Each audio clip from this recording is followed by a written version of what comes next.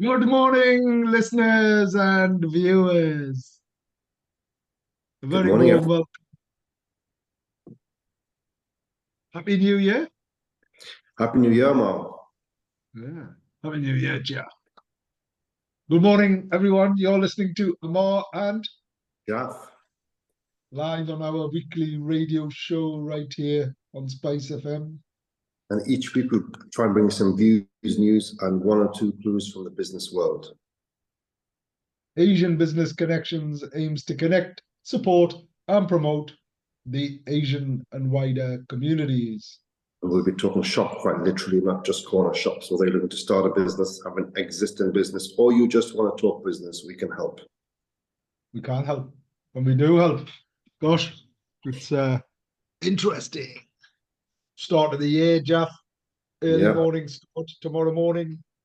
Mm. Why? Well, I can't believe, first of all, the Mackhams. So these are They're people getting, from Sunderland, people from, just for the benefit of our viewers and yeah, listeners, the Geordies or people from Newcastle and people from Sunderland are called Mackhams. yeah. And so obviously we have a very big match tomorrow. It's a FA Cup third round tie, Newcastle versus Sunderland. It's a derby which is classed as two local teams playing each other, and it's one of the most ferocious derbies in the country. So we've been drawn away. So we ordinarily you're allowed to have, I think it's 20% of the allocation of seats in the stadium, which is the FA rules. But Sunderland, I think they were only prepared to give us that if we took 1,500 of them in the corporate end. So, so that's one of the scenarios. But they did kick out some of their season ticket holders to accommodate the Sorry, say Geordies. that again. I believe it's only 700 tickets, hospitality. Is it? I thought I don't know. Well, I read something that was Yeah, 50. so yeah, there's 6,000. So they've given 6,000 tickets, Yeah. um, and 700 of them are hospitality Okay. in a space where only usually 200 people sit. So there's only 200 seats in this 700 filled room, which that in itself, I imagine is going to be a little rather chaotic. Um, Mm. and It's going to be and interesting. not Obviously, they have something up their ideal. sleeves. I'm sure they're not going to be as it's hospitality, but I can't see them being that hospitable. Well, We'll see. I mean, yeah. What's interesting is the fact that over Wednesday and Thursday they started to brand the Black Cats room with Newcastle United, Away the Lads, and various paraphernalia, black and white, changing it, whatever else. And there was outrage from the Sunderland fans to the extent that there was a public apology by the board and the owners of Sunderland and said they had got it so wrong. So that's interesting. So they'd gone out, bought these, whether it was Newcastle who bought them or Sunderland bought them, but the amount of money they're making, it's like outrageous. It's Yeah. like isn't a corporate hospitality seat in the FA that is comparative, on what you're getting at that price. And the usual ticket price for that area is sort of 80 or £103. That's what's outrageous, and Yeah. they've six times that. Yeah. But It's I mean, horrendous.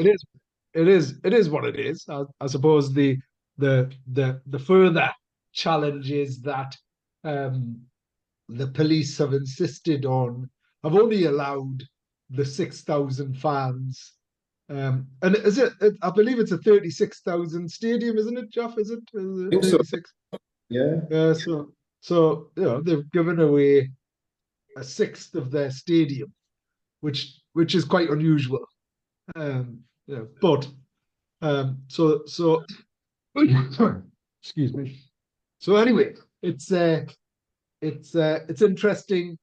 The sad state of affairs for us is that we've got to get there for 8 a.m. and the match doesn't start till 12:45, does it? it's unbelievable, and it's a 10-mile journey, which is going to take about 20 minutes to Yeah. get there. I mean, Well, I mean, it's going to be an interesting convoy, though, isn't it? 110 odd buses. Um, is that how many buses? I believe there's a convoy of 110 buses. Wow, Um, is how that's much Newcastle, certainly going how to be many? it's certainly going to be an experience. Oh, without a doubt. And obviously we've got kids.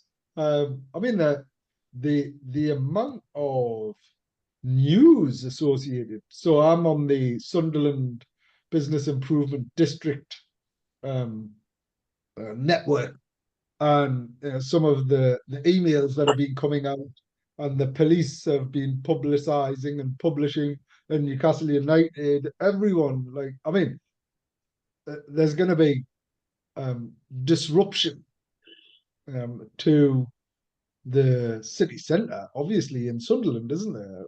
Yeah.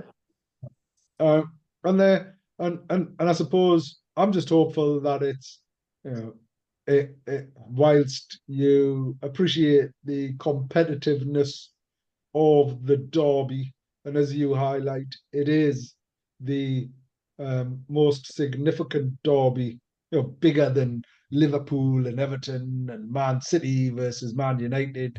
I mean, the rivalry between Sunderland and Newcastle is huge, Mm. huge. Yeah. I know that in Liverpool, for example, and this is first-hand experience, you will have blues and reds living in the same house, Mm. right? So you'll have Everton supporters and you'll have Liverpool supporters in the same house, and people, whilst there might be some rivalry and whatever else, it's like that exists. Mm. That is definitely Well, the case. there was a time my Um, mother used to sit together. I mean, that's what? stopped now. A few years ago, the Reds and the Blues in Everton, Liverpool, they used to sit next to each other. But I think it's changed now. But tomorrow, it's. I mean, the rivalry between Newcastle and Sunderland is up there with any other rivalries in world football. So it's definitely going to be a very interesting experience. I think it's going to be, regardless of whatever. I'm just hoping there's no trouble, because obviously we've got kids with us, and you would hate, for anything to happen to the buses as they're coming in or as they're coming out. Um, and and and obviously, unless there's a draw, which would probably be the ideal outcome, wouldn't it? Not really. The ideal outcome is a Newcastle United victory. We don't really Well, want any draw. obviously, but I'm I think but I'm I'm talking from a footballing experience. Would they not then would it go into extra time and penalties, or would no, we no, just simply no. play them? It's a replay situation. I think for Yeah, us, I mean, yeah, it's such a big match because Eddie Howe has done a phenomenal job. Great yeah. manager, changed the landscape of not just the football, but the entire city. He's brought so much Yeah, um, yeah, joy, happiness to the hearts, changed our outlook towards football. You know, when we go into matches, we have at least we feel as though we can compete with any team. First yeah. time in his time with us, December has been an awful month, and he is under a bit of pressure. I think not pressure in terms of his job, but pressure in terms of who he is as a manager and the run that he's going through, and the fact that he really needs to get a result. And I think if we lose against Sunderland, unfortunately for Eddie Howe, there's going to be a lot of Newcastle fans who are going to turn against him. And then when you go to the stadium and not everyone's, supporting him as they are at the moment, I think that's going to the negativity is going to start to creep in. So it's very, very important that Newcastle United get a result. also because of the injuries and the sheer number of games that we've had, we don't really want another replay because we want to get the team after Sunderland. We play Man City on the 13th. After that, I'm pretty sure they're going to go away to Saudi for some warm weather training because the next match after that is away at Aston Villa on the 30th of January. So then that's going to be the ideal time to take all the players away, because I know for a fact a lot of the players have been playing with minor injuries. They're not fully fit, but because of the lack of squad depth, they're just, warriors and doing their bit. So I think it's really critical that the team can get away after the Man City match, go and recuperate, come back and take on the second half of the season with a lot more vigor than what we've done at the back end of last season. So it's really, really important that it's not a draw. It's important that we win. Yes, it's going to leave a lot of the Sunderland fans desperately sad, angry. Maybe one or two individuals may turn to violence. So I think we have to be ready for that. It's not something that, as in ready, as in, hopefully there's not going to be any encounters in the areas that we're sat. But the likelihood is there's always going to be something happening. There's going to be some sparks flying somewhere in the ground, because that just comes with the territory. Yeah. Well, yeah. As I say, it's going to be another one of those experiences. It's great to be able to go. And I think for the kids, it'll be something they'll never experience, and whether that's them being overwhelmed with the noise, being exposed to unnecessary language and behaviour. It'll be a baptism of fire. But anyway, I'm looking forward to it. So getting up in the middle of the night on a weekend isn't ideal, but we'll be there. So and we'll get on those buses. Anyway, it is the 5th of January. There's other things going on in the world other than football, although it might not sound or feel like it right now. And let's just see what those other things are. The headlines. So this week's supermarkets busy Christmas boosted by promotions. And Luke Humphreys beats Luke Littler to win the darts. Have you been watching the darts at all, Jeff? Well, I was intrigued about this 16-year-old. And this 16-year-old, I mean, imagine 16 years old, although he doesn't look a day below 40. But, that was the first thing when it popped up on the telly. My good lady said, I don't think he's 16, which is interesting. But, yeah, I think it's a bit like, in Bangladesh, sometimes they get the birth certificate wrong. Maybe something happened with his birth certificate. But no, it's amazing for a 16-year-old to do what he's done. And everyone, I myself, not a darts fan, but I did watch part of the final, and we were rooting him on, but unfortunately, it wasn't to be for him. But nonetheless, a great experience. So yeah, it's phenomenal what he's achieved at the age of 16. My goodness. Well, hopefully he can only get better, right? Is the thing. So I think he's really level-headed, because he had an opportunity to join this the elite group. They have a tournament, and he's kind of withdrawn himself from it. He said, "Nah," I said, "it doesn't matter. I'm going to go and chill out, and get away from everything and do my thing, and then there's plenty of time for all of that in the future." Imagine the amount of, it's not even about the money for him, because if a good agent will tell him, "Don't worry, son, your money's going to come. Let's get the grounding in place first. Go and do your GCSEs. Keep on practicing, and then slowly you come back. You're going to be the next star." And the sponsors are going to be all over him.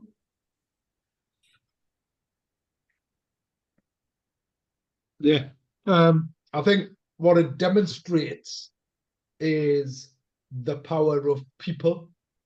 Jaff, it illustrates that it doesn't matter who you are, how old you are, there's an opportunity if you just persevere. And he started, excuse me, he started playing darts, enjoys. You can see the passion in him, and the the fact that he was put on such a public stage at 16, and as you said, so level-headed, is a wonderful thing. Just thinking about Christmas and the Christmas period and business generally, what was just reflecting on that from your perspective, obviously being such a significant leisure operator. What was your experience? I think we felt that December was the first time really where it was close to what a December used to be. But I think it's not like December back in the day, because back in the day, I think a lot of corporate organizations, even the public sector organizations, they would have a bigger budget for Christmas parties, and the December would feel like a really full-on mad, crazy month. So it's not like that. But albeit, I think there's so people are having to pay for themselves to come to the Christmas parties. So maybe someone in the company is organizing it and the corporates are not fully paying. They say, well, we'll give you a budget and you guys have to top up. So that changes the dynamic of a lot of things. But I think overall, I felt on the big days, Ammar, it was for the first time I noticed that it was extremely busy, even in the city centre. When the matches were on, were busy. Yeah, I felt like the old Christmas feeling, but it was only set days Right. where there was a lot of, it had to happen to be a Friday and it happened to be a match the next day after, and A, B, C, and D. But I think generally we have to be thankful for everything that comes your way, especially with the times during the pandemic, where by the time, it took a good few years to get over that. So I think city centre was okay, but then when I'm speaking to other friends in the industry, they're saying that they just feel like people just don't have the money. They don't have them. They don't have the money. They're not going out Yeah. as much. I think if you recall, the city centre has changed also in that if you try and go to a restaurant after 10:30 on a Friday night, you're not going to find many. Remember that day when we were out, we are trying to find. It I was mean, 10 crazy. o'clock, everyone was like waving us away. And so I think that's to do with just the costs of keeping open, the energy cost, the labor cost, and people are just trying to cram their business in within a shorter period Right. to cut down on the costs. So overall, I think it's good to see it getting back to somewhere close to what it used to be. But it's still not there yet, is what you're saying. I still feel it's not as it used to be pre-pandemic. And has it just simply changed though? I think Yeah. things have changed. Yeah, I think things have changed. Like I said, it's probably to do with a lot of it's to do with who's paying for the parties, because we for example have we had a special Christmas menu that was on slightly more than the normal set menu, and Right. not a lot of people were going for it because of the cost, and we felt that it wasn't ridiculously expensive, a lot lower than other like restaurants. But so I think there is budgeting, a lot of budgeting going on, and but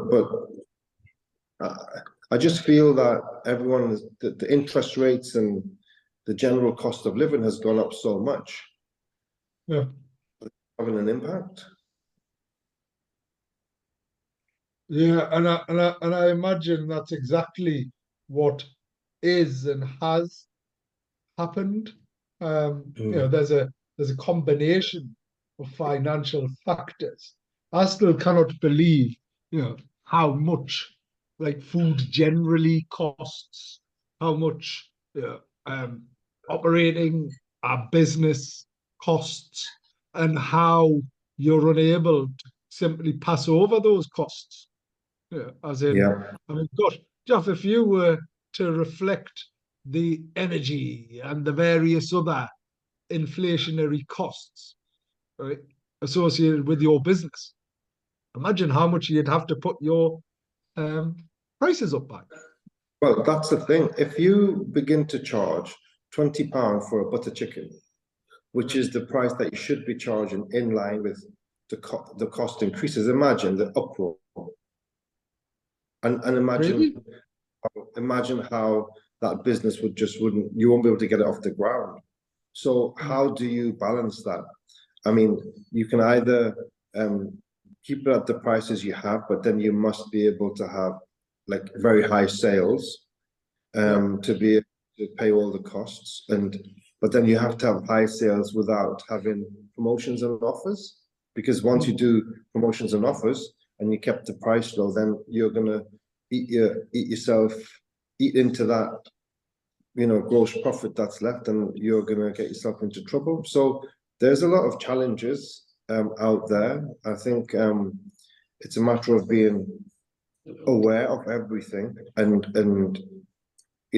getting sure you're very, very streamlined. You must be streamlined in every single area of your business, and I think that's the way forward. Yeah. Oh, and thinking about the new year, Jeff, do you spend any time sort of reflecting, reviewing, refreshing, any of Yeah, that? yeah, of course. We've just had a management meeting yesterday with all kind of 20 team members, and we've set our business plans for 2024, and we've shared it with the team so that they all know what the expectations are. The key messages was that, look, we have no choice but to drive sales up because year on year we must grow, and we must we must be very, very lean in every single department. And those were the two main messages, along with the fact that we need everyone to be on high alert in terms of anything that they spot, which is going to impact on the business. Because we're so close to the customer, we can hear what they've got to say, what they have to share about the business, how we can get better, or whether we've done something that they don't like, and so then we can be very, very reactive. So those were my 3 points to them: increase sales, become lean, and become reactive. We just got to see how the year pans out. Reactive also, in the sense of, I personally feel I'll try to explain the concept of macroeconomics to our team members, and the fact that there's so many things happening in the world at the moment.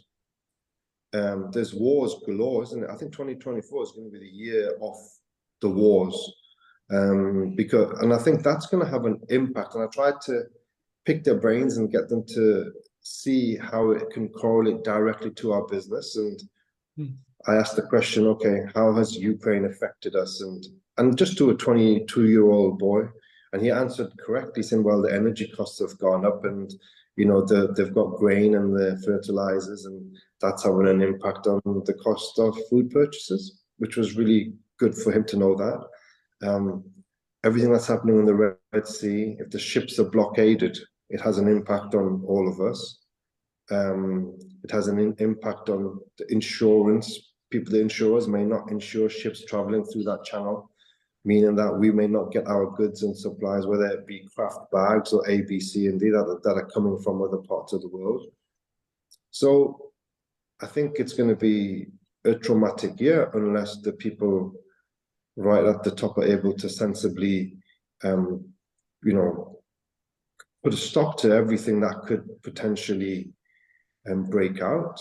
Because if they don't, then there's not much that we can do apart from just deal with the consequences. And I'm just on a different front. I was speaking to one of my brother's clients, and he's a commercial property solicitor. His client is a very big property developer in London and Islington. And he was saying, and I just had a quick conversation, I said, well, how are things? He said, things are terrible in that the interest rates have gone up so much that they've been forced now to sell properties to be able to just pay the interest off, So he said that things are bad in London. People are definitely, it's a good time to buy because people are selling. But if you want to buy, you must be cash rich. So that's that whole scenario, Mo, that I'm sure that you've seen before. So the banks, the interest rates, I think it has an impact on all of us in different way. Well, and it's really interesting, right? Because if you then start reflecting on the viability of developmental projects, there's without a doubt there's been a slowdown because all of a sudden you might have done so typically from a development perspective, what you tend to do is your land is a third of your costs, your buildings a third of just generally very broad brush type figures, right? The building is a third, and there's a third profit left in it. But if all of a sudden the cost of your building and building materials and people's wages and everything else, right? That cost is stretched to now, almost 50%. And then the cost of money stretches to 10%.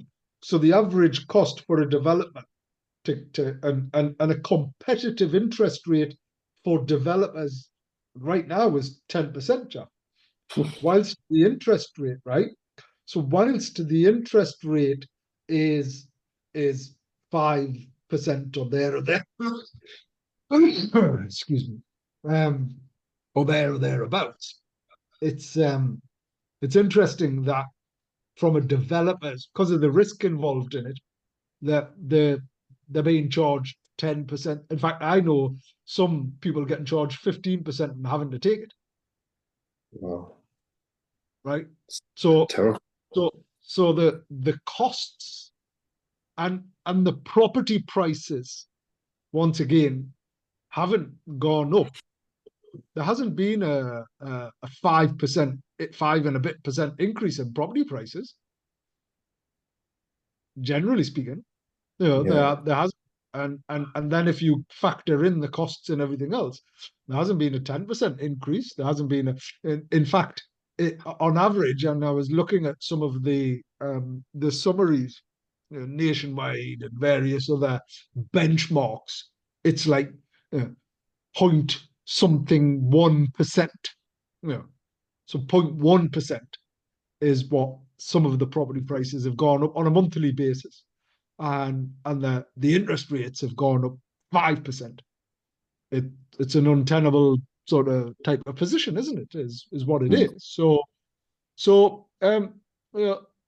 inflation has significantly reduced. They probably didn't anticipate it to, sort of come to such a number. And this is part of the challenge with forecasting, but it's also part of the challenge with getting it wrong, right? So because of the substantive and significant interest rate hikes, it's caused such an impact on everything, right? Even if they were, so the likelihood is there's not going to be any further increases on the interest rate. Is the likelihood? Will there be any reductions? I don't think they react as quick as they could or should. Had they reacted, and hindsight's a great foresight, but had they reacted earlier, they wouldn't have had to hike them as high and as quick as they did. Now, if they don't react, we're going to end up in a recession, right? That some people are arguing we're in a recession, in that growth isn't happening, and the cost of living and everything else has gone up so significantly, and the cost of money has gone up so significantly that businesses can no longer afford to do some of the things that they were planning to do. And from a development, the one thing that sustained our economy was house building. If you just look around the northeast, look at how many new houses and new estates have been built in the last 3 to 5 years. Right now, if you talk to house builders, they're reducing some of their housing stock, and they're looking at other types of approaches. Mm. So it's the next 3 to 6 months, coupled with the war, coupled with elections. So America has got an election, India has got an election, and the UK has got an election this year, Jeff. Mm. Mm. And it's interesting to see what's going on in America at the minute. Mm. They're doing everything they can to stop Trump Donald Trump from standing, Mm. and this tit for tat divisiveness is really having an impact more broadly, right? Because if you had a significant and one of the things we were talking about inclusion, right? Because we've got this big inclusion conference coming up at the end of this month, and I was talking with the team here and more broadly around what does inclusion mean. And one of the things that for me it's about courage, right? It's about having the courage and the conviction to stand up and say these things are wrong, right? We don't know the backdrop to Russia and Ukraine. There's a lot of misinformation, but there's a lot of missed information as well. You know, the points that haven't and hadn't been raised previously necessarily and more broadly allegedly was the fact that Ukraine had killed tens of thousands of Russians over an extended period of time. There were all of the research and development around weapons and things like that that had happened within Ukraine allegedly. There was all of these underlying factors and alleged activities enabled and facilitated by other um, individuals and organizations and countries, right, that had been involved. And then all of a sudden, Ukraine, right, yeah, this is going to happen. Russia, no, Russia can't do that. And then there's almost there's an element of fatigue, isn't there? There's an element of, oh, right, well, this hasn't gone the way that we wanted it. We were expecting Putin to be killed and Russia to be, and then that would have been that and whatever else. He's persevered. Ukraine is, suffering billions of pounds. So statistically, and I'd read a really interesting article. So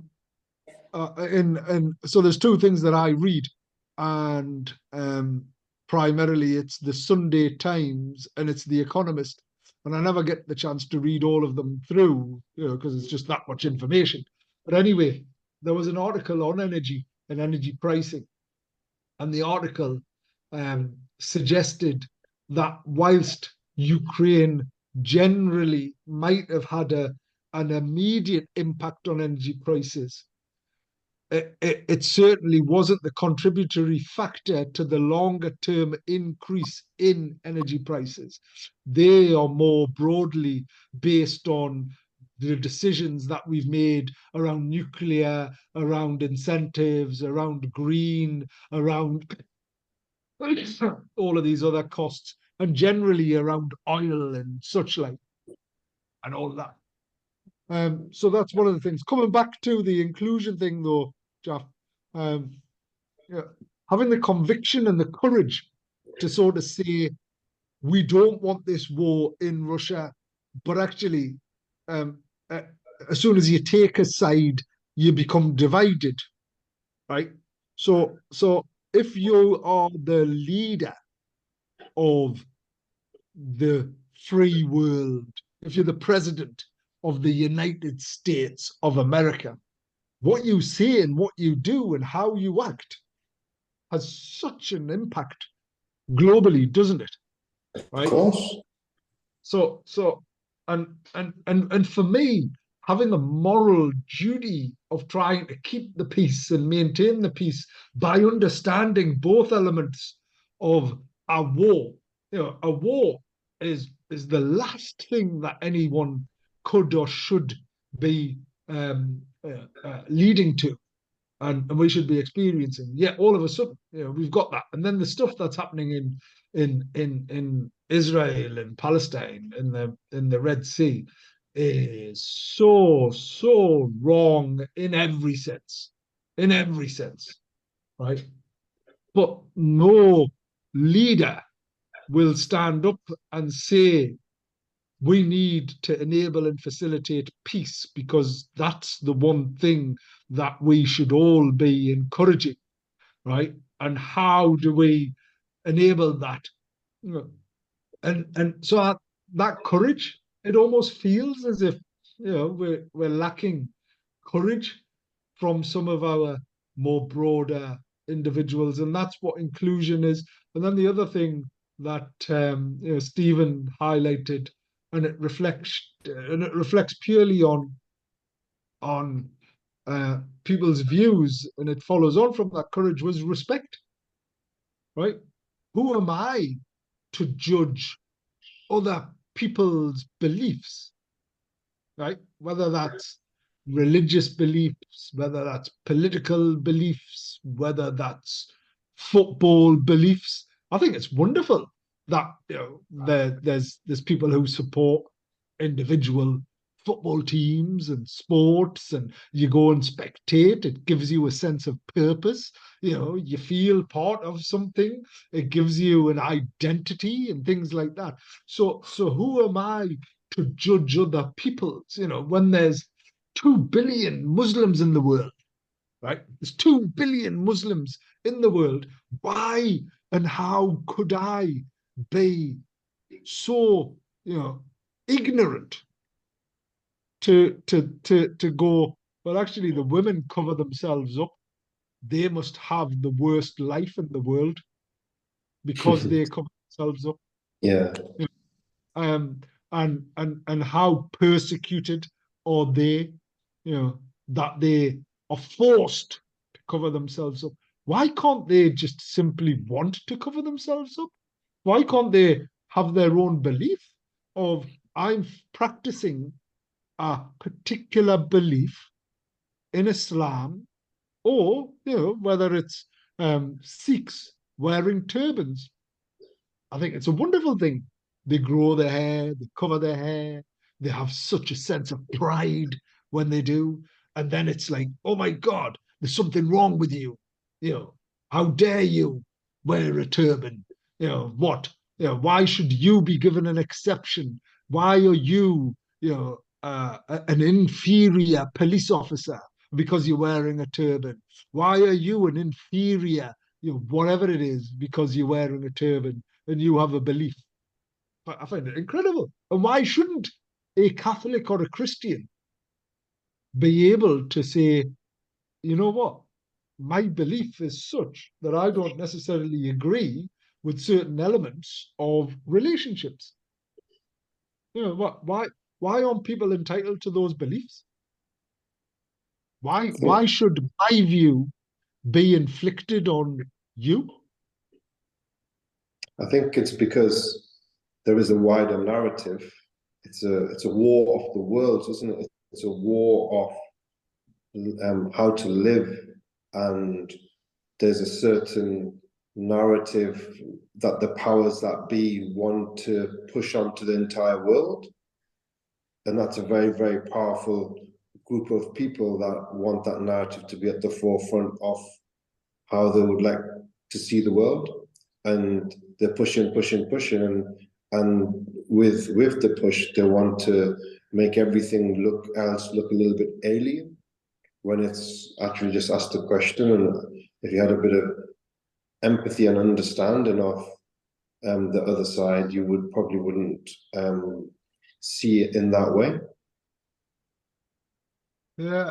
Anyway, this inclusion event, right? Because our ambition is to make the Northeast the most inclusive.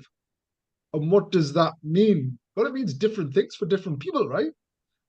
So for me, inclusion isn't just about, oh, we should have more Asian people or black people or women or disabled people. I think that's really, really important, right? But inclusion is around, for me, it's about people having access to digital. It's about people having access to food. It's about people having a roof over their heads. And understanding. I mean, here's a really interesting thing, right? Decide that we decide that um, a homeless person, you know, to get them out of being homeless, you simply put a roof over their head. We don't necessarily, as in, but there's a reason why they became homeless. There's a reason why there's an element of choice, whether we're forced to live, and there's a whole range of other contributory factors that need to be considered. As in, and by putting all homeless people in the same place and space, or you're not compounding things. It's a bit like, as in you're segregating, you're labeling, you then simply, do you fit into this pigeonholing and whatever else? I just feel it's a really interesting and time. So, it's of course inclusions about tackling biases, and they include my own. It's both conscious and unconscious. And of course, we should have a more diverse, accepting community. We've got that. I would argue, I would argue we've got a wonderfully diverse community.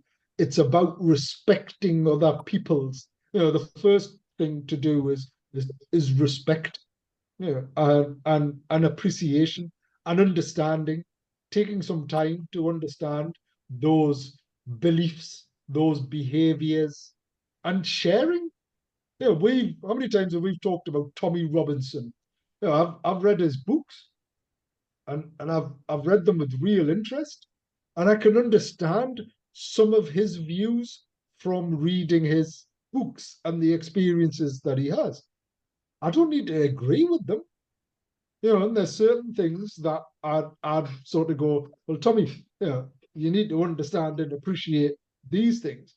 But he's basing his views on his experiences, on his understanding, on his, sort of on his beliefs. Now, whilst I may not disagree with them, and actually, the tipping point for me is where they genuinely hurt someone. So if Tommy said, "All right, you're Asian or you're black and you're not coming in here," and that's unfair, that's unjust, I think that's wrong. Mm. And well, obviously it depends on where in here is. I might not want to go in there. It's part of that conversation. But it all depends on, is it hurting someone? And it's a really interesting debate, really interesting debate. But yeah, I do feel that the world is going to become sadly more divisive. Yeah.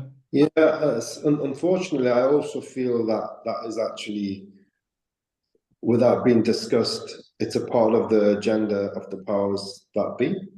They want that divisiveness. I just feel personally that when you come across the public are the most wonderful people out there. The British public, they're the absolute best, whole, good-hearted humans out there. But I just feel that some of them are just led by the so many groups out there that are there to create divisiveness in society, and they do it kind of quietly behind the public eye. And I think people just need to follow their hearts and have an empathetic approach to life, and just with the words of Jesus, just love thy neighbor, love the people around you, have respect for them, as you said. And I think the world would be a better place. And maybe somewhere it is about people like yourselves doing these inclusion events and hitting home these simple points, and hopefully build a community who understand it and they feel it from the heart, and they then go and share their outlook to their friends and colleagues. And maybe that's the way to curb what the bigger organizations are trying to do to divide society. Yeah. I think the first part of any challenge is about setting out what you're trying to overcome and then communicating that. So getting people in a room and having conversations, but having, you know, open, clear conversations where people aren't forced. Now it's interesting, right? Because I love my country and this is my country. I love my region. This is my region. I love being British, right? Because of those traits. We're caring, you know, and what's really interesting, Jeff, is that the vast majority of us, public, community, society, shares similar views, right? The vast majority. It's the 10-20% that don't, but are the most vocal. It's the 10-20%. I think the figures are probably a lot lower than 20%, Ammar. Oh, without a doubt. But it's, Yeah. you know, and because of that, and because of the cancel culture, because if you say anything that somebody disagrees, I mean, and everyone just wants to disagree, don't they? On social media, you just have to disagree. You know, that's the thing. It's like, why was it outrageous or wrong to have, you know, so Newcastle United fans have paid thousands of pounds for hospitality. Why is it wrong for, and I know we're going to chuckle here, but in all honesty, right, taking everything out of it, why Yeah, was it wrong for, whether it was Sunderland or Newcastle, to put some, so this yeah, this exclusive area is, yeah. and why was that wrong? There's nothing wrong with it at all. If you're gonna charge that level of money, then we have to get something for that beyond average. And if we want to bring Well, some of our posters up, I mean, what is wrong with that? well, that's the inclusion part, right? But Yeah, then because a couple of people were outraged, and then they said the board have got it wrong, and the owners have got it wrong, and how deaf they are, and whatever, you know, all of that. I just felt like but that would have only been a, you know, small proportion of the Sunderland fans, you know, yeah, as in, but then that becomes, let's just jump on that bandwagon because that's the view I should have, and that's the view that everybody should have. Anyway, it's a really interesting thing. So, you know, let's inclusion by default happening on the 25th of January. There's also this event next week, this workshop, where we're talking about business model innovation, overcoming challenges. That's happening here, at the SME Centre of Excellence. There's a couple of spaces left on that. But I just wanted to briefly run through goals and SMART goals. You know, what's the difference, Jaff, of a goal and a target, or a SMART goal? Well, a SMART one is, it's specific. So, you know, the first step in setting SMART goals is to be specific about what you want to achieve. So vague objectives can lead to ambiguity and confusion. Instead, clearly define your goals with details such as who is involved, what needs to be accomplished, where it will happen, and why it is important. So, an example, instead of a vague goal like let's increase sales, you know, a specific goal would be let's increase monthly sales by 15% by the end of the second quarter through targeted marketing campaigns. That's a specific goal. You know, there's a big difference. So making sure that it's specific, it's measurable. If you can't measure it, you can't manage it. If you can't manage it, you can never make it happen, right? So to track progress and success, goals must be measurable. establish concrete criteria for measuring your objectives, whether it's numerical target, a percentage increase, or a specific milestone. Having measurable criteria helps you evaluate your success and stay on track. So if your goal is to improve customer satisfaction, make it measurable by stating increase customer satisfaction scores by 10 points on our quarterly surveys. Achievable, well, whilst it's important to aim high, goals should also be realistic. Assess the resources, time, and effort required to achieve your objectives. Setting achievable goals ensures they are challenging yet within reach, preventing frustration and promoting a sense of accomplishment. So instead of setting an unrealistic goal like dominate the market in a month, set an achievable goal like gain a 5% increase in market share over the next 6 months through targeted marketing efforts. Relevant. Goals should align with your business's overall mission and objectives. Ensure that your goals are relevant to the direction you want your business to take. This helps maintain focus and ensures that efforts contribute to the broader success of your organization. So, example, if your business is focused on sustainability, a relevant goal would be reduce carbon footprint by 20% in the coming years through eco-friendly initiatives.